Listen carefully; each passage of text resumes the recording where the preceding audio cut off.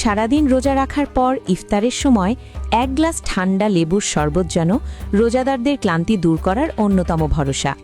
ইফতারের টেবিলে খেজুর, ছোলা ও অন্যান্য খাবারের পাশাপাশি লেবুর শরবত প্রায় অপরিহার্য একটি পানীয়। কিন্তু দুঃখজনক হলেও সত্য, রমজানকে ঘিরে বাজারে লেবুর দামে অস্বাভাবিক ঊর্ধ্বগতি লক্ষ্য করা যাচ্ছে। কয়েকদিন আগেও যে লেবু হালি 40 টাকায় বিক্রি হয়েছে, সেই একই লেবু বর্তমানে বাজারে 130 থেকে 140 টাকায় বিক্রি হচ্ছে।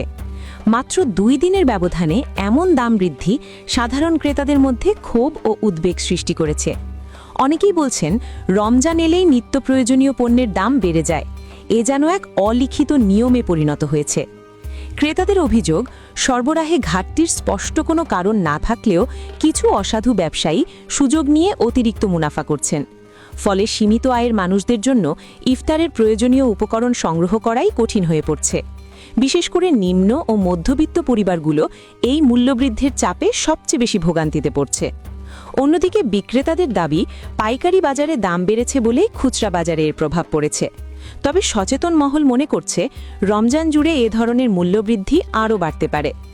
পবিত্র এই মাস সংযম, সহমর্মিতা ও আত্মশুদ্ধির শিক্ষা দেয়। এমন সময়ে নিত্যপণ্যের অযৌক্তিক মূল্যবৃদ্ধি কাম্য নয়, এমনটাই প্রত্যাশা করছেন সাধারণ মানুষ। সংশ্লিষ্ট কর্তৃপক্ষের কার্যকর নজরদারি ও প্রয়োজনীয় পদক্ষেপের মাধ্যমে বাজার স্থিতিশীল রাখা এখন সময়ের দাবি। News desk, Chittagong.